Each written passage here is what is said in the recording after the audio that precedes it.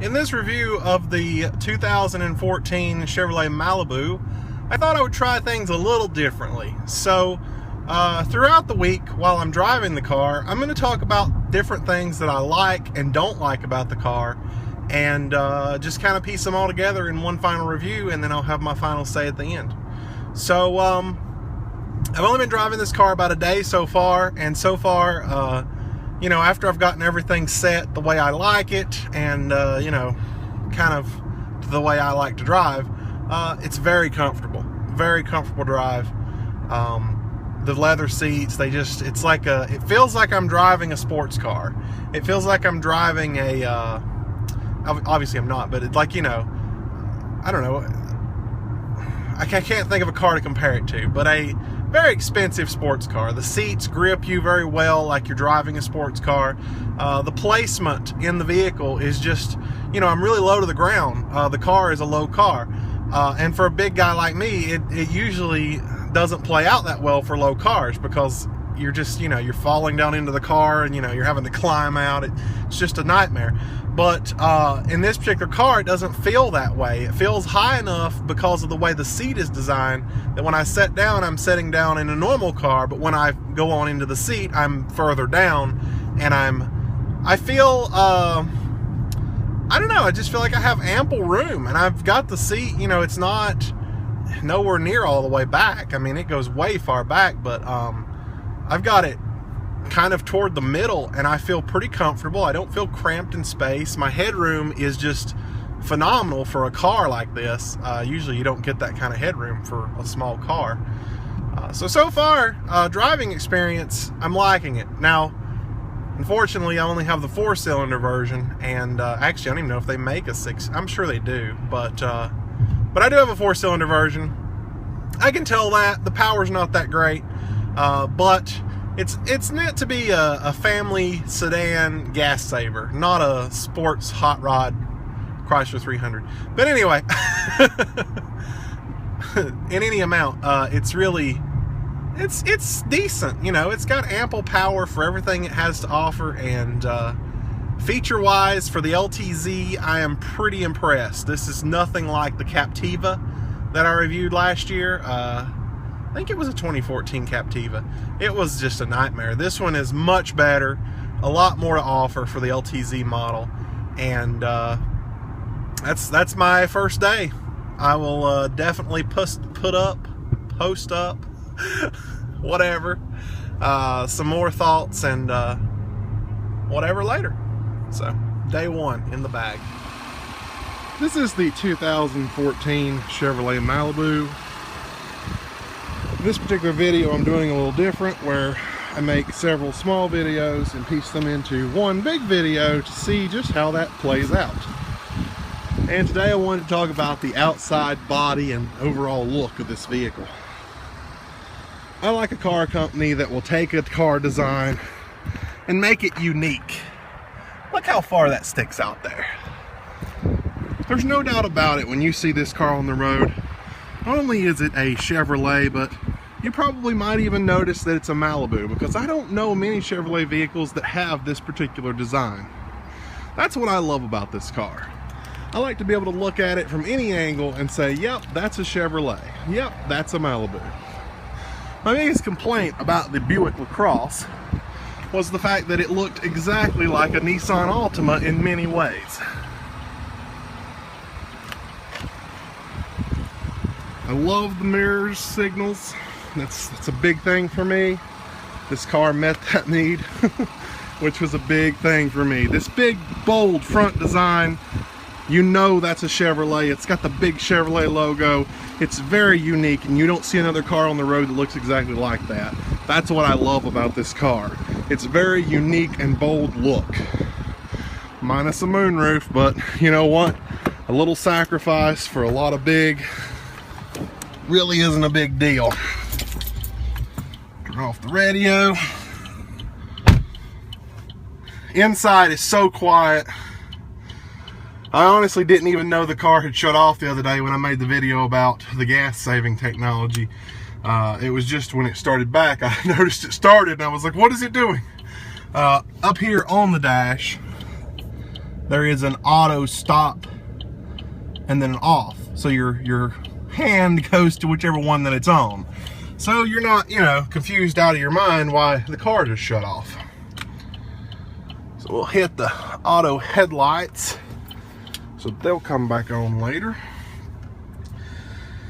My biggest complaint about this car, and quite honestly my only complaint, is the lack of backup camera. It's an LTZ. It's a 2014. How could you forget one very important feature? I get that it's not a very big car. I get that it's not that hard to do this. But I hate the fact that it doesn't have a backup camera. That's my only complaint. Love the car every other way. That's my complaint. So that's today's part of the video. And I'll have a full review, obviously, by the time you see this.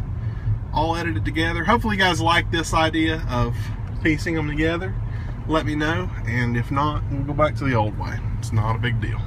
This touchscreen display that you use to control your radio really is different. I don't know if maybe it just depends on a software update, or maybe the Captiva just didn't get it in time, but whatever it was, this is the same system as the one in the 2015 Traverse, and it works exactly the same. It works awesome. I've not had one problem. Actually, I have had one problem. Something about getting my phone connected to Bluetooth, and that could just be a car issue, because I've had cars in the past where their Bluetooth didn't work, but in other cars from the same manufacturer it worked just fine. So it may just be this car that's not recognizing my Bluetooth. It connects, but then it disconnects immediately after, so it doesn't stay connected. It's kind of annoying. But anyway, as far as the touchscreen and all the software and different menus, this is the same thing the 2015 Traverse had. It's not like the Buick. The Buick had a lot more settings and features as far as the car goes, like you know, setting your backup, you know, well, this doesn't even have a backup camera, but setting your backup camera, and then you can have your mirrors automatically tilt down when you put it in reverse.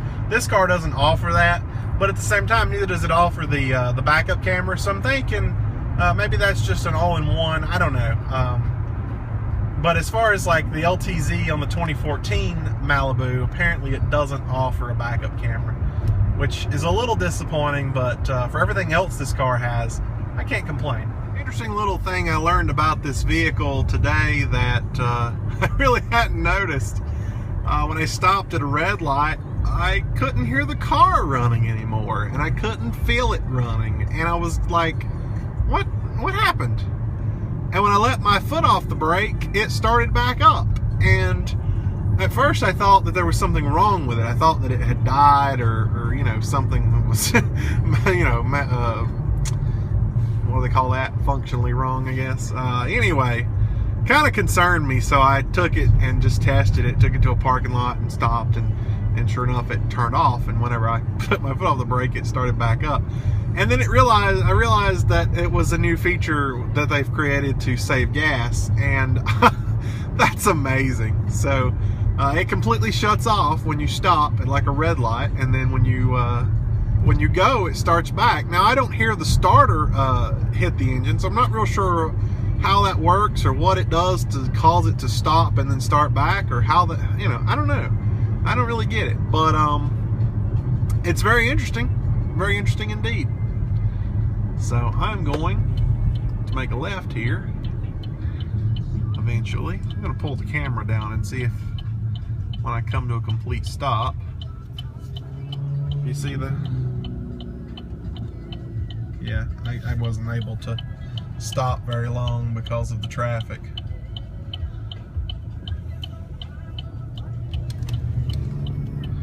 But anyway,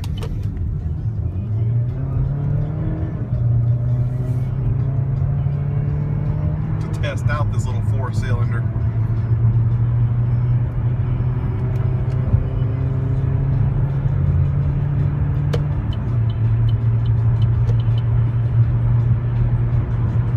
So we're gonna climb the mountain now. Big mountain. I don't know, you can't really see it from here, but it's a nice drive. And I usually take every car I rent on this mountain just to kind of get an idea of how it drives and how well it does. And, I can't say that I'm majorly impressed in 4-cylinder cars, but you know, like I said, it's not a sports car. It's not a hot rod. It's just a family gas-saving sedan. And that's really what it is. So we're gonna take it up through here. Seems to be moving pretty well compared to that truck. So anyway, just wanted to let you guys know about that little feature. That is pretty awesome. A test I don't usually do with cars is an off-road test. Now I get this isn't quite off-road, it's just a gravel road, but it is pretty bumpy, it's pretty unmaintained. They haven't done anything with this road in, well, since I was little. So actually they paved a part down here about 10 years ago, but that was about it. So I like to try a little bit of off-road. I don't usually do gravel roads with cars, it's just not something I do. But as comfortable as this car has been riding, I thought, let's take it off-road. Again, this is not off-road, but I get that a lot of you are going to go, this isn't off-road, this is a gravel road. It's off the pavement. It's away from the norm. And this car is doing absolutely amazing on this road. This is one of the least bumpy cars I've ever ridden in, I think. It's absorbing every bit of the road. I mean, I'm able to hold the camera still. I'll try to prevent YouTube from auto stabilizing this. I know it's going to, though, because it's a dick. Anyway, there's no need for stabilization. I mean, other than the occasional bump in the road, there's ruts in every one of these curves where, I mean, your car usually just goes, rah, rah, rah, rah. Sorry for making you sick, but that's kind of what it does, and this car is absorbing every bit of it. I mean, I feel a slight little da-da-da-da-da, but that's it. It's nothing. I'm confident that you could sleep while I was driving this road, and that's not normal. That's highly unusual. This is we sometimes hunt in here. You know, I actually do a little bit of hunting, not a lot. I actually didn't go at all this year, so not this year, but I do occasionally like to go hunting, and this is an area that we go, and I thought this would be the perfect place. This is a huge mountain that you're coming down off of, and it's called the Old Fort Mountain. You can take interstate, but let's see, here's where they paved about 10 years ago. You can take interstate. To be honest, this road is rougher than the gravel back there. I mean, it's paved, but it's got a louder tire noise and just an overall, you can kind of see the wobble now in the camera if it's not stabilized. But yeah, so off-road test with the Malibu. This is nice. It's actually doing well. I'm surprised. The Malibu, to me, seems like a cheap car. I mean, I didn't look at the prices yet. I haven't checked the sticker yet. But, you know, first impression, it seemed like a cheap car. It seemed like a car that, well, I guess it kind of is a cheap car, because how enterprises doing their classes now are based on price. If they spend a lot of money on the car, it counts. Okay, so there's a bump. Okay, that got a little rough. So there were some really big ruts in the road. But enterprise, you know, if they spend a lot of money on, say, the Impala, they're going to classify it as a premium class car and make you pay for that. So now it's getting a little bumpier down through here. I'm sure you can tell, especially from the way I'm talking. My voice is da-da-da-da. So you can feel it, but I guarantee you these ruts in the road are a lot bigger than I'm actually feeling. I could feel them worse in the Ram, which did a great job at absorbing them, by the way, but it was still a truck and you could still feel them. So the biggest downside to a truck is the rear end has no weight and it just gets thrown around, and that's something I don't like. And this car, I feel like it's evenly distributed. I think it's very well comfortable ride. Anyway, just another clip for the end result when I do piece all these clips together in the video. So I figured I'd throw this one in. See you guys later. I'm driving in the dark again, and I I wanted to point something out. The car behind me actually just turned off, so it kind of defeats my demo, but something I wanted to point out, it's sort of a comparison to the Buick that I've been driving there for about 3 months, and now that I'm in the Chevrolet Malibu, is a little different. This rear view mirror, which I'm sure you probably can't even see at this point, does dim automatically, like I said in the initial look at the video. But the side mirrors that look back do not dim, and I don't even know if you can see a mirror there. I'm just kind of, I know it's there, I know it's pointed at it, but I don't know what you can see in the camera. Anyway, the side mirrors do not dim, and that's kind of a, you know, I just kind of expected it. You know, the Traverse did it, the Buick did it. I thought that was a Chevrolet kind of thing, something that they do, but in this particular model, it doesn't do it. But it's not a roadblock for me. I mean, it's a minor miss thing, you know, that's kind of like, well, I wish it had it, but I could live without it. It's not a big deal. As long as it's got the auto dimming rear view, which is up here, and it does, that's a big deal to me. The auto dimming rear view is the big deal. The side mirrors are just nice to have, but definitely not a big deal. Today I had a chance to look at the sticker for this car, not particularly for this car, but for this type of car. And the Malibu starts at $22,000, which is actually $1,000 less than the Hyundai Sonata. And there's just a whole lot more to offer. This particular car is the 1 LTZ. There is a 1 LTZ and a 2 LTZ. The 1 LTZ starts at about $26,000, which isn't far from $23,000, which is what the Sonata costs. So, you know, $3,000, not much of a sacrifice considering, you know, what you're getting. You get all this, way better than the Sonata. What? Why wouldn't you? So anyway, not a salesman for Chevrolet, and definitely not paid to say that. But that, you know, common sense and basic math, they're powerful things. So, yeah, sticker price for this car is around $26,000. I'm not sure about, you know, as configured. I was looking at the standard features, and the 1 LTZ does not include remote start and all that. Well, this one does. So, that makes me think that the price is probably a little higher as configured. I don't have a window sticker for this car, so I couldn't tell you. But, that's very interesting. Very interesting indeed. So just to kind of go over some of the controls of the car that really stumped me at first. You have this screen in the front up here that you can change to your speedometer or whatever. But where are the controls for it? Because let me just show you the steering wheel here. This is your cruise control. All these are cruise control. On, off, cancel, set, resume. And then this is your radio, you know, your hands-free, then your cancel. This scrolls through your channels, and then your volume. There's no buttons on the back of the steering wheel. How do you control it? So actually, it's on the signal, which is really weird. Menu will change what the screen displays. Vehicle information or trip and fuel information. There is a set clear button here, which it says there. And then this is a rocker that scrolls through your different things. So that was kind of weird. The windshield wipers are as you would expect.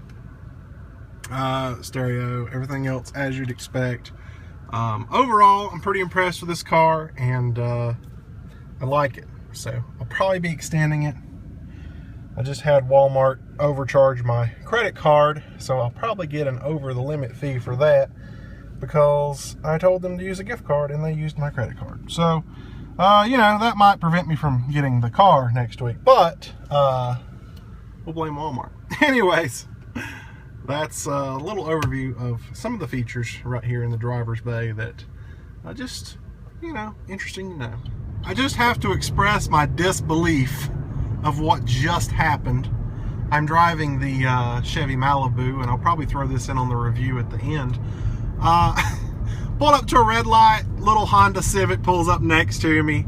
You know where they do the inch closer, they'll stop at the light and then they'll start moving forward a little bit like they want them to race you, you know. And this is a common thing. I always partake. That's just what I do. And I'm thinking, you know, this car is a 4-cylinder. There's really a low chance that I have of winning. So I thought, well, we'll give it all it's got and see what we can do. Light turns green, the guy steps on it, pulls away from me before I even had a chance to step on it. I guess I was a little slow, but I floored it just to see what would happen. Not only did I catch him, but I passed him, and I'm in a 4-cylinder. Now, I don't know what his car's got in it. It's a Honda Civic. No telling what they have in them. But I just cannot believe that I won that just now.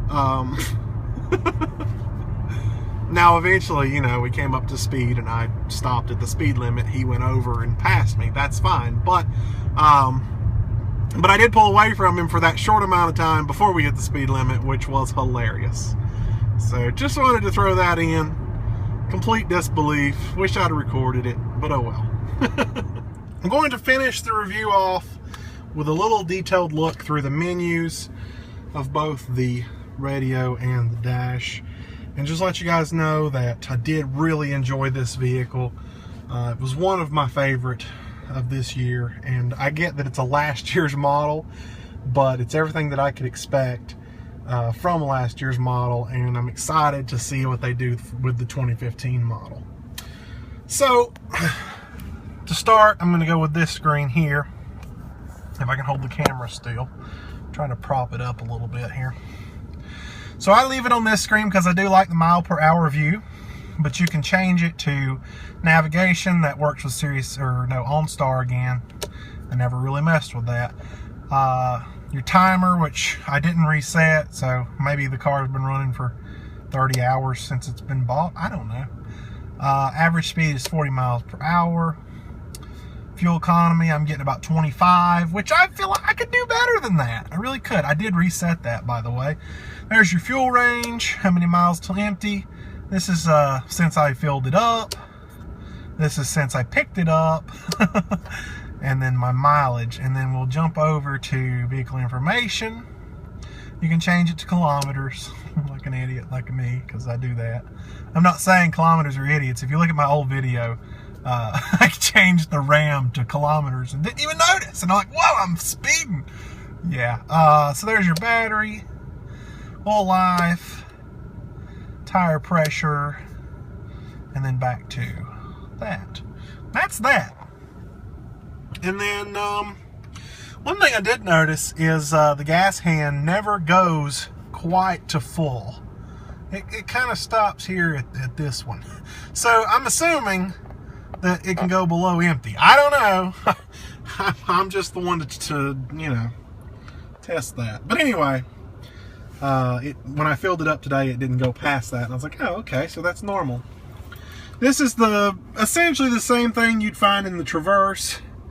You can back out to your main menu. You've got, you know, like what's playing right now, and then your phone, FM, Bluetooth, a few settings. You can switch over to AM, XM, Pandora if your phone's on, all this stuff.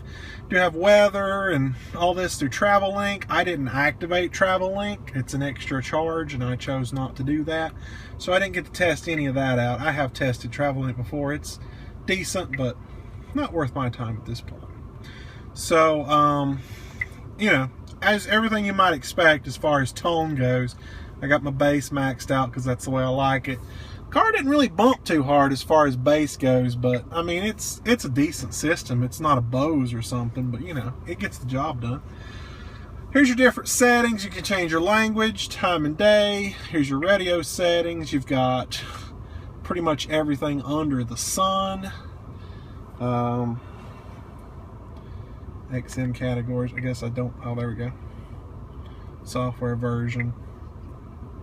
Phone settings, display settings, vehicle settings, which are kind of what everybody's wanting to know what the car can do. So your climate and air quality, you can change within here.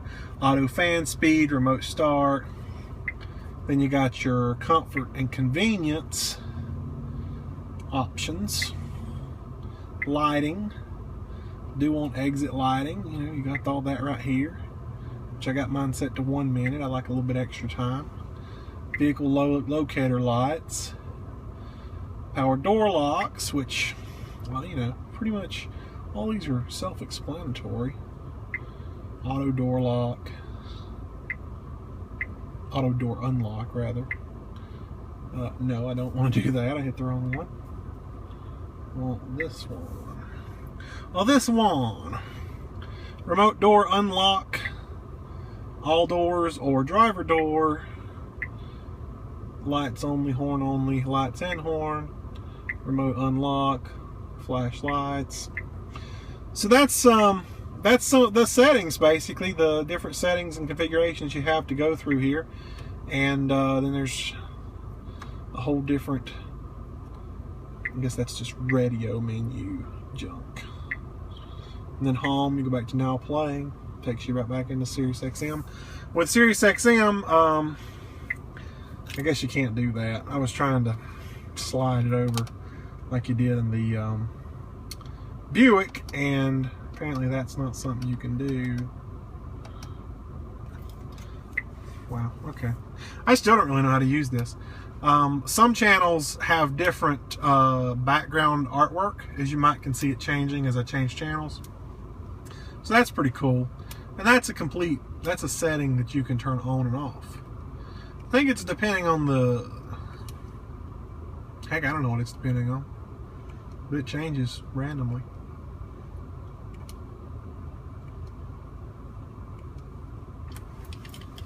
Tell you one thing that does work, the heated seat, because I am hot now. So anyway, I hope you guys enjoyed this idea of building a review with several small videos instead of one really long video. I feel like I was able to cover more things in this video and able to talk about things that, you know, came to mind at that particular point in time rather than just try to cram it all into one video. And I think that worked really good in my favor. Let me know what you guys think about it. If you like how I did this video, maybe I'll do the next review like this. You know, whatever works. So hope you guys enjoyed it. If you have any questions, feel free to leave a comment below. I will be driving this car for an extra week from today. So, I mean, yeah, I got plenty of time to answer any questions or show off anything that I didn't get to show off before that you might wanted to see. Whatever it may be, let's take one final look at all the lights, because I like lights. One of my favorite lights are these side, and I've told you that before. Another thing I wanted to point out was how the front is shaped. I didn't get to point that out. I wish I could do it in daylight, but it's too late now. So, but the front has a very unique shape about it. It's not just a flat, and I don't think the video does it justice. There's kind of a better look at it. Kind of reminds you of a Dodge Charger, to be honest. And then you got your signals that kind of, you can see them from the front. They get brighter in the back, and then straight off to the side. Go back up here. LED lights for your brake lights. I seen that in the video when I reviewed it, that they were flickery, but that's because it's a camera. So there you go. This has been the 2014 Chevrolet Malibu 1 LTZ. Look forward for more reviews coming in the future. Thanks for watching.